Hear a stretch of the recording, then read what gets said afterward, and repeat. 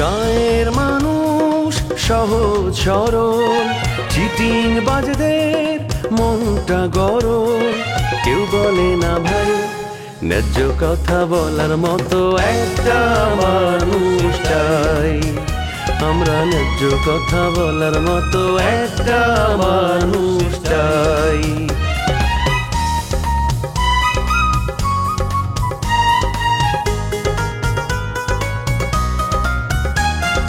সৎ মানুষের ভাঙ্গা বাড়ি, ধান্দা বাজরা নেয় যে গাড়ি।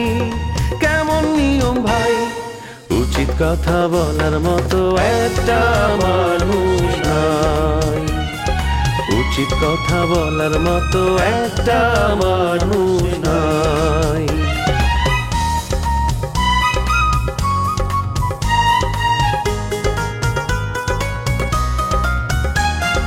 চোরের মায়ের বড় গলা, মিথ্যা দিয়ে সত্য বলা।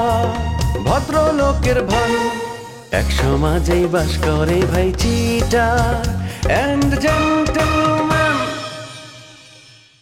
আপনি বাবুলের বসায় কেন? এখানে আপনি কি করেন?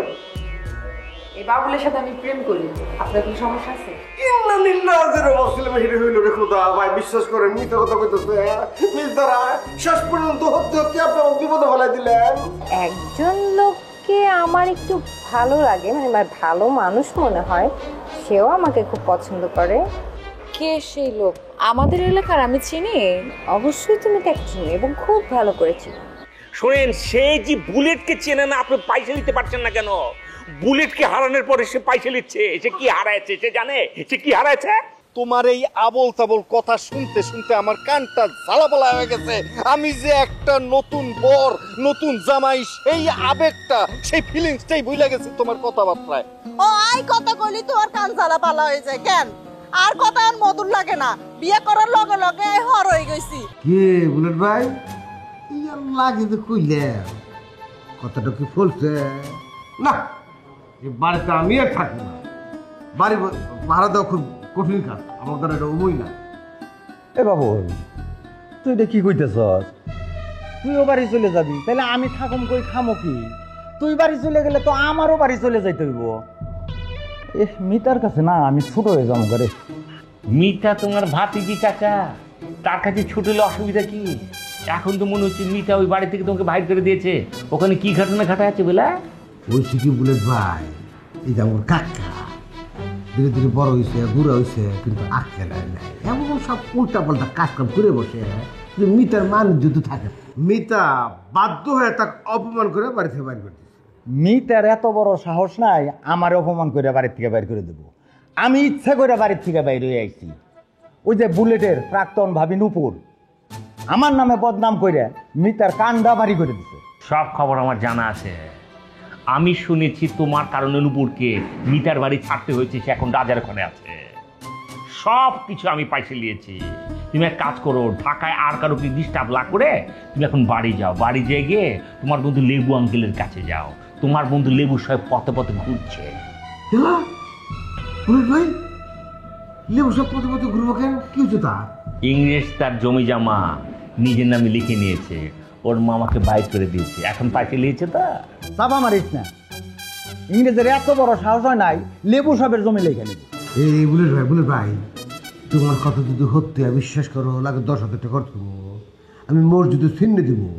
কারণ এই লেবু কাকা এমন একটা খারাপ লোক। তুমি চিন্তা করো, রাজা ভাই তোমার তো বন্ধু মানুষ, কত ভালো একটা মানুষ, তারা তো কি কামটা করলো, আবার পাগল বানা ফেললো। এই চাচে, আমার কথা তো পয়সা লিখছেন না?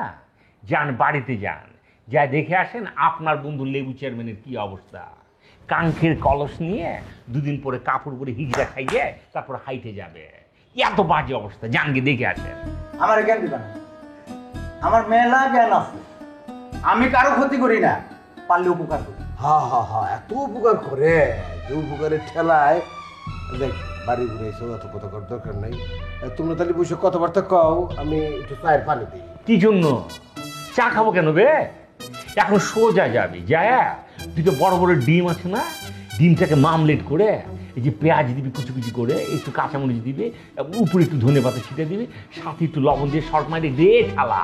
তারপর আসে না একটু পান্তা ভাত করবি, পানি ভাতে ঢেলে দিয়ে একদম হাবুত হাবুত করে খাবো। যা তো ওনার জন্য চা কর।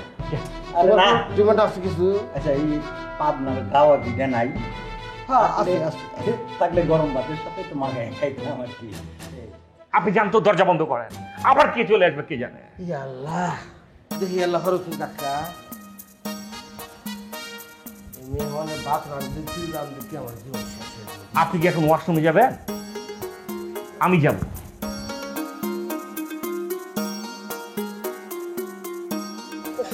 বিয়া করে মাইছে কত শখ ছিল বিয়া করব, ধুমধাম ব্যান্ড বাজা, তা না। হায় রে আমার কপাল, বিয়া কইরা পুরা ফাটছি। কি যে আগুনের মধ্যে পুড়তাছি আমি বিয়া কইরা।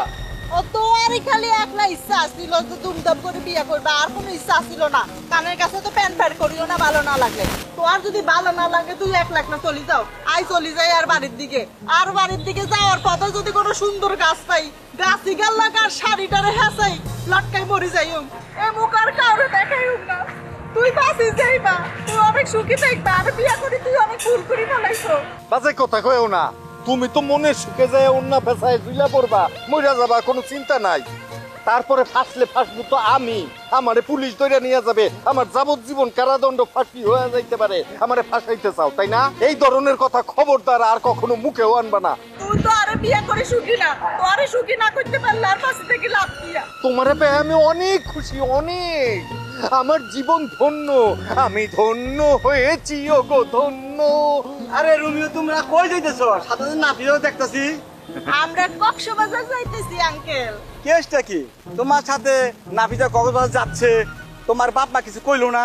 একটা জুয়ান মেয়ের সাথে একটা জুয়ান পোলা ঘর ছেড়ে যাইতেছে, এটা আমার মাথায় ঢুকতেছে না। চাচা, এখনো যে বিষয়টা আপনার মাথায় ঢুকান নাই, না ঢুকানোই ভালো। কারণ আমাগো বিষয়টা আপনার মাথায় ঢুকলে মাথায় ধারণ করতে পারবে না, মাথা আউলায় যাবে। আমি দইরা ফালাইছি, তোমরা দুজন পালাই যাইতেছ।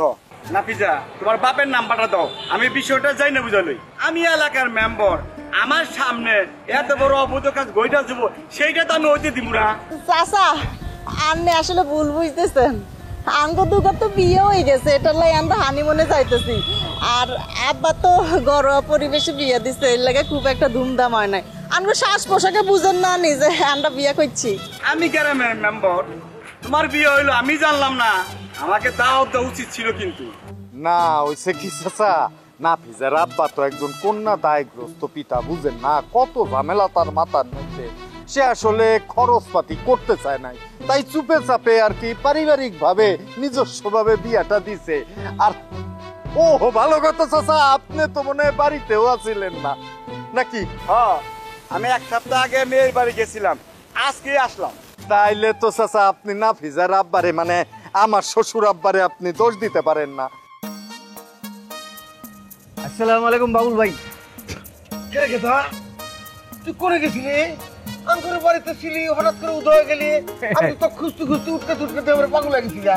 হ্যাঁ, খোঁজা লাগবো না, তার আগে কও তুমি কবে ছাগল হইলে গাছের পাতা এমনি সবাই সবাই খাইতেছো? দুঃখে দুঃখে গাছের পাতা চাবাইতেছি। আচ্ছা তুই আসলি কোন আগে হেঁটে কর। আমি তো গেছিলাম এফডিসি।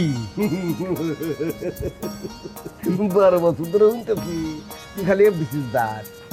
তবে এখন যেহেতু তুই ঢাকায় অবস্থান করতেছস, এফডিসির গেলে যাবেরও পারস। তবে আমার দীর্ঘ বিশ্বাস এফডিসির গেট পর্যন্ত তুই যাবে হাঁটছ।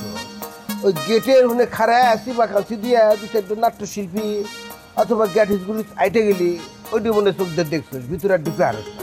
এই যে তুমি আমার মর্যাদাটাই বুঝলা না।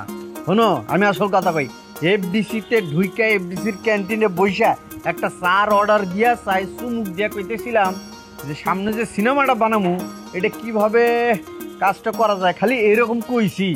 মনে করো কল লগে লগে পাশে যে ছিল ও আরো কাছে চলে আইলো, তারপরে আশপাশ থেকে সব লোকজন আমার কাছে ভিড়া শুরু করলো। তারপর ফাইট ডিরেক্টর এসে গেল, বস আমার আপনি নিতে পারেন, আমি স্পেশাল একটা ফাইট দিয়ে দিব। তারপর মনে করো ডান্স ডিরেক্টর আইলো, ডান্স ডিরেক্টর এসে কয় যে বস আমি একটা তামিলনাড়ুর এমন ডান্স দিয়ে দেবো, মনে করেন যে সারা ওয়ার্ল্ডের লোকজন দেখবো। তারপরে একটা নায়িকাও কাছে এলো, মানে উঠতি নায়িকা আর কি, কাছে এসে কয় বস আমাকে যদি আপনি নিতেন তাহলে আমি জান প্রাণ দিয়ে অ্যাক্টিংটা করার চেষ্টা করতাম, কই মনে করো প্রায় গা ঘেইসা একটা সেলফি নেওয়ার চেষ্টা করতেছিল। আমি সাথে সাথে কোথায় এসব এসব আমি পছন্দ করি না, পরে পরে কাজের কথা পরে হবে। হ্যাঁ, আমি ক্রিয়েটিভ লোক ছাড়া আমি কাজে নিই না কাউকে। না আমি শুনছি শাহবাগে আর যে মগবাজারের মোড়ে হ্যাঁ অনেকে নাকি গাঁজা মজা খায়া ওইরকম 3-4টা করে ছবি ওখানে বসেই বানায়, ওখানে বসে রিলিজ দেওয়া যায়। তুই যে চাপাটা মারতেছস এটা কি সুস্থ মস্তিষ্কে নাকি গাঞ্জা মঞ্জা খাইছস? কোথা থেকে কোন ট্রেনিং এ এই কথাগুলো বাইরে আসলো? রাহুল ভাই, তোমার এই সমস্ত তারা কথা ভালো লাগে না। আমার জীবনে একটা সিগারেট ফুকাইতে দেখছো? হ্যাঁ, আর আমি ওইগুলা খামু? আমি তো জীবনে সবের কাছেও যাই না। আসলে হচ্ছে কি, এলাকায় বাইসা গণ্যমান্য 100 মানুষকে দাওয়াত দিয়েছিল, কিন্তু লোক হয়েছে 99 জন। আমি তো ভাইবা পাই না কে আসে নাই।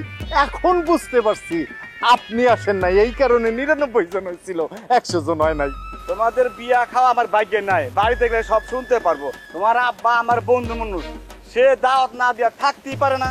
ও চাচা, আর বড় ভাই তো আপনার বাড়িতে গেছিল, চাচির কাছে না বিয়ের কার্ড দিয়েছে, আর তো বনি আসলো না কোনের লাই। ওই সুন্দর লাল কাঠটা না? ও সুন্দর কাঠটা। নাফিজা, তুমি তো বিরাট মিস করলা। এই চাচার মন জানো, এত বড় মন, তোমারে বিয়ায় কমপক্ষে এর চেয়ে বড় আর একটা সোনার কানের দুল দিত, ঠিক না চাচা? আর তাছাড়া আপনি তো পয়সা গেলেন না চাচা, উপহার দিতে হইলো না, অনেক টাকা খরচ হয়ে যাইতো। এখন কি আর করার, আমাগো বিনা উপহারে বিনা খরচে একটু দোয়া কইরা দেন চাচা। আমি ফকিনি মেম্বর নাকি? আমারে সালাম করো, আমি তোমাদের 2000 টাকা উপহার দিব। আরে রুমিও সালাম করো না চাচারে, চাচা তোর বাপের বন্ধু, আয় তো বালা করেছিনি। চাচার মন তো একদম পাহাড় সমান লম্বা। চাচা আমরা হানিমুন থেকে ফিরে আইলে কিন্তু বাতিজি জামাইরে দাওয়াত দিবেন। অবশ্যই তোমার দাওয়াত করবো, তোমরা আসলে আমার জানাও। এখন আমি আসি। আচ্ছা, আসসালামু আলাইকুম চাচা। আচ্ছা যাই হোক, বাদ দাও সব কথা। তোমার কথা কও, তোমার খবর কি? গেদা রে, তুই জাঙ্গর বাড়ি থেকে গেছস, তারপরে থেকে কেরা শুরু হয়ে গেছে। প্রত্যেকটা দিনে একটা না একটা মেহমান আছে, এ আসতেছে থাকতেছে খাইতেছে আবার যেতেছে, হেঁটে গেলে আবার আসতেছে থাকতেছে খাইতেছে যেতেছে। এখন আবার ওই যে একটু বুড়া আছে না, ওই রহমান ওই শালা একবার তো কছিল যে দরকার হয় তখন বাড়ি জোটপুনি, আমি তো বিশ্বাস করি নাই। হে দুই হত্যি বসকা বাসকে নিয়ে চলে এসে ওই বুইরা খাড়া সাবার আছে। আবার ওই যে বুলেট আছে না, বুলেট, হ্যাঁ ওই শয়তানটা আইছে। বুলেটও আইছে? আই সেই দুজন মিলে ঝগড়া লাগা দিচ্ছে। আমি তো মনে কর বেদিশে গেছি গা, পরে ঝগড়া থেকে বাঁচার জন্য করতে গিয়ে আপনারা তাহলে আলোচনা করেন, আমি চায়ের পানি দিতেছি। বললা শয়তান বুলেট কয় কি, দেখুন জানি করে আইছি, চা মাখা কাম হবো না, তুই ভাত চড়াই দে ডিম আমলেট কর, আর জানি কি কইলো। আমার তো মেজাজ খারাপ হয়ে গেল। তো বুড়াটা খুশি যে আপনার কোনো ডিমান্ড আছে। এই বুড়া কয় কি, তেমন কিছু নাকবো না, এই বাগাবাড়ির ঘি নাকবো, আর ওই গরম ভাত নাকবো, আর আলু ভর্তা টর্তা কি করবে, মানে হেরো মেলার ডিমান্ড। মগজটা এতই গরম হয়ে গেছে যে আমি মনে কর আর চাপা দিবার পারতেছিলাম না। সেই জন্য ওই ছাদে উঠে আমাকে একজন কচুর সবুজের দিকে তাকালে রাগ কমে যায় না, পরে তাকালে যদি রাগ কমে না, পরে যে পাতা খাওয়া শুরু করছি। ও সরি বাবুল ভাই, আর তোমার পাতা খাওয়া দেখে আমি তোমার ছাগল কে ফেলাইছি, কিছু মনে করো না প্লিজ। তোমার অবস্থা তো খুবই করুণ। ধরে হ্যাঁ, এই যে গ্রাম থেকে লোকজন আসতেছে, আত্মীয় স্বজন গ্রামবাসী যেগুলো আসতেছে না, আর তো ধর মুহের উপর কুবের পারতেছি না, যাই তোমার করে থাকতে দেবো না, তোমরা যাও গা। মানে যদি কয়হানা দেয় তাহলে তো গ্রামে অপপ্রচার করবো, গ্রামে গেলে অপমান করবো। মনে করো ওর মুহের উপরে কিছু কইলামও না, আবার থাকবারও দিলাম না। কি সিস্টেমে কি করা যায়, এবার কোনো বুদ্ধি তোর কাছে আছে? কি রে মাথা খেয়ে কেন, উনার কাছে বুদ্ধি চাস? উকুনের কাছে বুদ্ধি মুখে মনে করো যে বুদ্ধি এরকম করে বাইর করতেছি। একটা বুদ্ধি আছে, কি এমন একটা সিস্টেম করে দিব, যত লোকজনে আসুক বাড়ির গেট পর্যন্ত এসে গেটে খালি এমনি চা থাকবো, কিছুক্ষণ পর আস্তে করে চলে যাইব। দিনে 14 বার আসলেও খালি এমনি চা থাকবো, আবার যাবো গা। তোর যে কথা মনে দেহনে কোনো জাদু গোনা কিছু করে থুবি, যেমন দেহা হে চলে যাবো গা, এটা কি করে সম্ভব? কথাটা না শুনে খালি সমালোচনা করো। শুনো, আমি গেটের মধ্যে একটা ফলস তালা লাগাই দিব, দিয়া ওই তালার উপরে লিখে দিব আমরা বাহিরে আছি। তাহলে কি হলো, ওইটা পুরে পুরে সব চলে যাবো। দিনে 14 বারও যদি আসে 14 বারই বাইরে হয়ে যাবো। আরে বাপ রে বাপ, তুই যে নিজে ক্রিয়েটিভ দাবি করস, এরকম তো করবে পারো। বিশ্বাস কর, এরকম ক্রিটিক্যাল বুদ্ধি আমার মাথাতে জীবনে আসলো না। সুন্দর একটা তোমার বুদ্ধি দিলাম, এই জন্য দুধ চিনি বাড়ায় একটা চা নিয়ে আসবো। কান নিয়ে নিয়ে আসবো। কে এই ক্রিয়েটিভ মানুষের লেগে যাও। নাতি দেখছস? হ্যাঁ, মেলা দিন ধরে পিঠের উপর নাতি পরে না তো, সেদিনে নাতি খাওয়ার জন্য এবার খাইতে উঠে গেছে। এই শালা অগর দিকে চা বানাবো, এই জন্য আমি উপরে চলে আসলাম যাতে চা না বানান না গে। আর তুই এসে তোর জন্য চা আমাকে বানাবেন নাকি কইতে থাক? আমি তো জিজ্ঞাসা দেশ তুই। আচ্ছা ঠিক আছে, এত মেজাজ খারাপের দরকার নাই, চলো নিচে গিয়ে দেখি, পরিস্থিতি অনুযায়ী ব্যবস্থা নিব, দেখবে বাড়ি খালি হয়ে গেছে।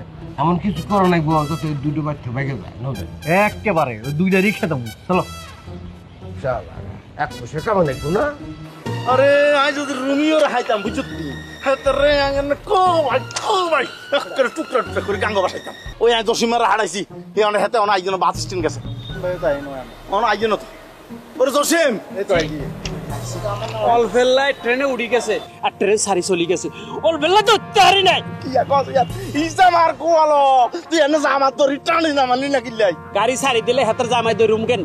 আইন বাইজে কি জবাব দিমু আর ভাই আর এনে করে কোবাইবো আপনার বাইরে কি জবাব দিবেন, আমি আয় কি কই দিমনি? ইসা মার কোয়ালো ওই মেম্বার আই আসসালামু আলাইকুম মেম্বার সাহেব। আর বাতিজি আমনে ওই রুমিওর লগে গেছে কি আমি দেখছেন নিন্দে হতে দি যাইতে। আরে মেয়ের পরে কও না, তোমার বাতিজি বিয়া দিলে আমি এলাকার মেম্বার, এর চোখে ঠেকে নাই তোমার? আমরা কি বিয়ে দিছিনি?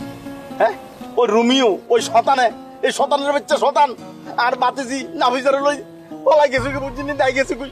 যাক গেছে ভালো হইছে, তোমরা বুঝো গে। এই আগে দেখলাম গাড়িতে উঠছে, বিশাল কথা তোমরা দিয়া ইনাম পারুম না।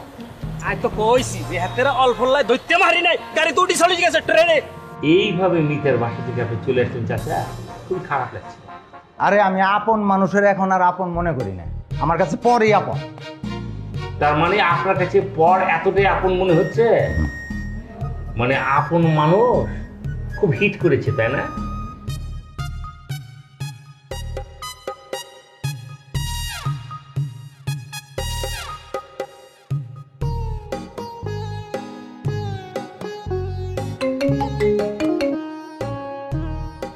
হ্যালো, কি বলছেন? হ্যাঁ হ্যালো, বুলেট বলছিলাম, চিনতে পারছেন? আরে বুলেট ভাই, কি বলেন আপনি যে আমি আপনাকে চিনতে পারবো না? আর আপনি যে গ্রামে গেলেন তারপর তো আপনার কোনো পাত্তাই নেই। আমার কথা কিভাবে মনে পড়লো?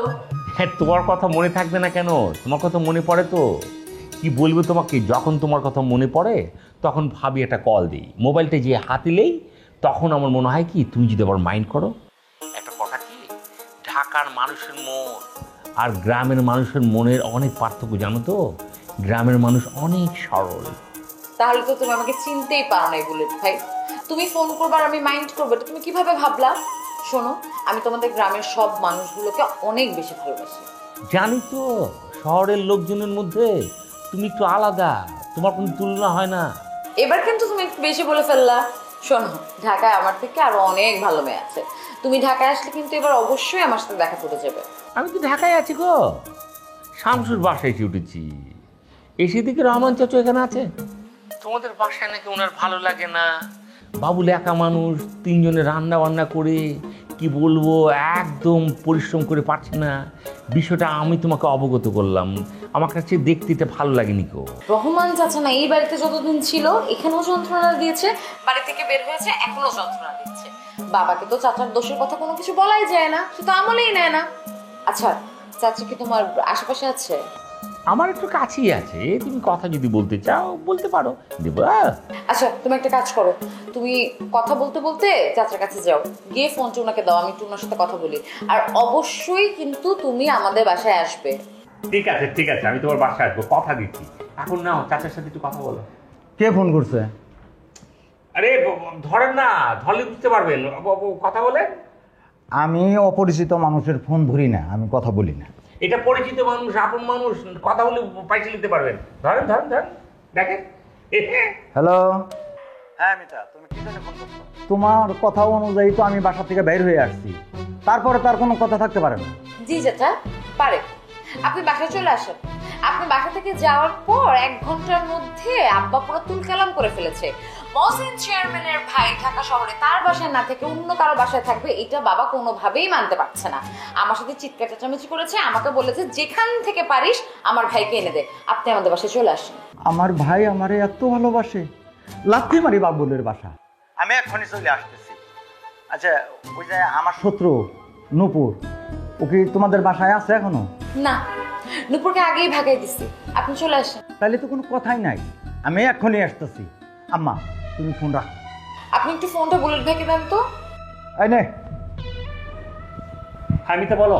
বুলেট ভাই শোনো, তোমাদের যন্ত্রণা আমি কিন্তু আমার ঘাড়ে নিয়ে নিলাম, তোমরা ভালো থাকবে।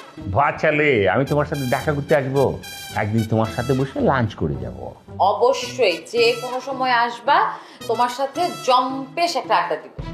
আমি হচ্ছে আড্ডাবাজ মানুষ, রাখি তাহলে। ঠিক আছে, রাখি, বাই। কি কথা হয়েছে? বুলেট, তুই বাবুলের বলিস আমি ওর যন্ত্রণা থেকে বাঁচিয়ে দিলাম, আমি এখন যাই গিয়া।